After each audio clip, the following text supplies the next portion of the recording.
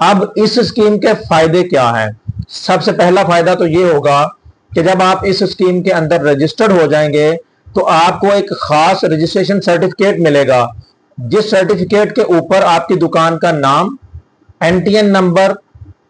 आपके कारोबार की तफसील और साथ ये भी लिखा हुआ होगा कि ये एक फर्ज शिनास टैक्स पेयर है जो फिक्स्ड स्कीम के अंदर रजिस्टर्ड है, और आखिर के ऊपर एक बार कोड भी लगा हुआ होगा।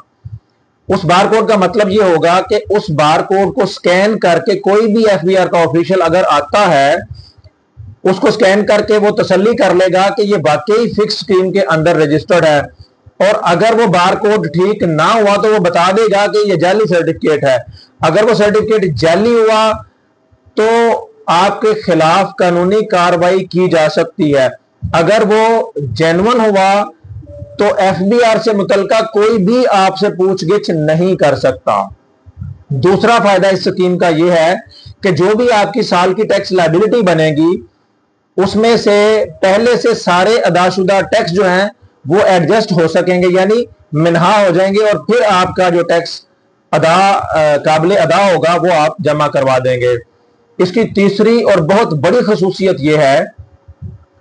आपको एफबीआर का नोटिस नहीं आएगा। अगर आप इस स्कीम के अंदर रजिस्टर्ड होते हैं तो टैक्स के ऑडिट से आपको इस्तिस्ना हासिल हो जाएगी। हाँ, अलबत्ता अगर कोई खास सिचुएशन हो जाती है जिसके अंदर कोई फ्रॉड सामने आ जाता है तो एफबीआर पाबंद है कि वो डायरेक्ट आपके खिलाफ कार्रवाई नहीं करेगा, बल्कि मुतलका जो आपकी ताजर यूनियन होगी उससे पहले डिस्कस करेगा और मुशावरत करने के बाद लाहे अमल तैयार करेगा कि आपके खिलाफ किस तरह से एक्शन लिया जाए। इसकी आखिरी जो खसूसियत है, चौथा जो बड़ा फायदा इसका वो ये है